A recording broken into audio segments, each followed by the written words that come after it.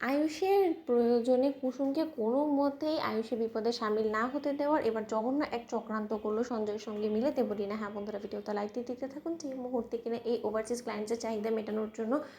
যখন কিনা আয়ুষ কুসুমকে অলরেডি জানিয়ে দেয় যে কুসুম এক্ষুনি যে কোনো মূল্যেই হোক না কেন তোমাকে বাড়িতে এসে পৌঁছতে হবে, কারণ আমার তোমাকে যথেষ্ট পরিমাণে প্রয়োজন, ঠিক সেই মুহূর্তেই দেবলীনা আগে থেকেই যখন সঞ্জয়কে কল করে বলতে থাকে, সঞ্জয়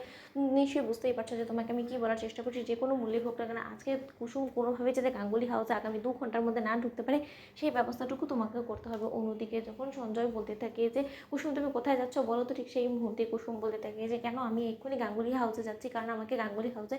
থেকে ডেকে পাঠিয়েছে এবং এক্ষুনি আমাকে সেখানে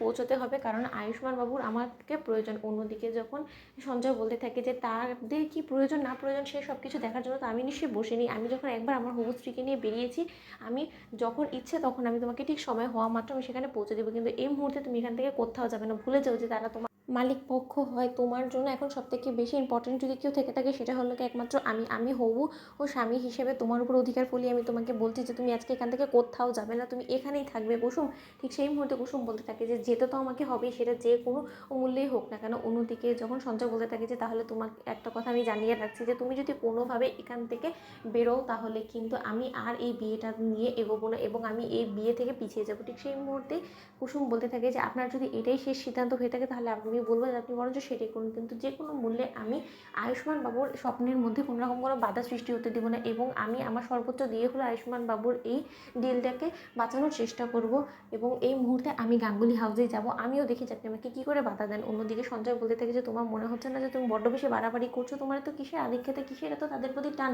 যে তাদের এক ফোন কলে তুমি তাদের পেছনে দৌড়ে ছুটে চলেছো, কিন্তু তুমি আর হবু বর যে তোমাকে এখানে দাঁড়িয়ে হাজারবার করে রিকোয়েস্ট করছে সেই রিকোয়েস্টটুকু অবধি তুমি রাখতে পারছো না, কিসের এত তোমার বাধ্যকতা তাদের প্রতি। ঠিক সেই মুহূর্তে যখন কুসুম বলতে থাকে যে সেই সব কিছু আপনি ইদানিং ধরে এসেছেন তো তাই আপনি বুঝতে পারবেন না যে আমার জীবনে তাদের মূল্যটা ঠিক কতটুকু। এবং আমি আপনাকে আরেকটা কথা বলে রাখছি, আপনার যদি এই বিয়ে ভেঙে দিতে ইচ্ছে করে তাহলে নিঃসন্দেহে আপনি ভেঙে দিন, কারণ আমি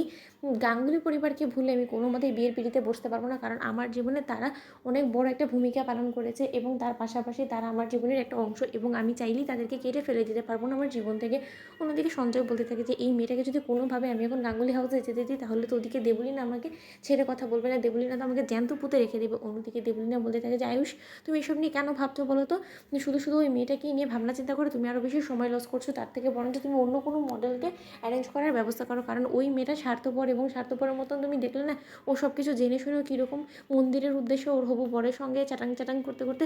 চলে গেল। ঠিক সেই মুহূর্তে আয়ুষ বলতে থাকে যে মিথ্যা প্রবাদ কেন ওর বিরুদ্ধে আনছো বলো তো, ও তো জানতোই না যে আজকে এরকম একটা কাজে দেবে ওকে। তো বন্ধুরা এখন শেয়ার করে সাবস্ক্রাইব করতে ভুলো না।